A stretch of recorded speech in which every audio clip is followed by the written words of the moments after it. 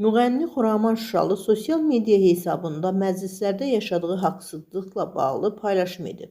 Sferas xəbər verir ki, sənətçi bir toy mərasimində pulunun ödənmədiyini açıqlayıb. Vallah, məni toyda oxutdurdular.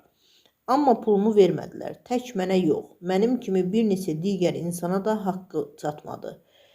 And olsun Allaha, həmin hadisədən sonra bir nəfər sonlandırdı. Uşağın vəziyyətini eşidəndə çox üzüldüm, deyə Xuraman Şuşalı bildirib. O, həmçinin vurğulayıb ki, başqasının haqqını yeyənlər unutmamalıdır ki, Allah haqsızlığı yerdə qoymur. Görəsən Allahdan qorxmurlar? Qorxun məzlumun ahından.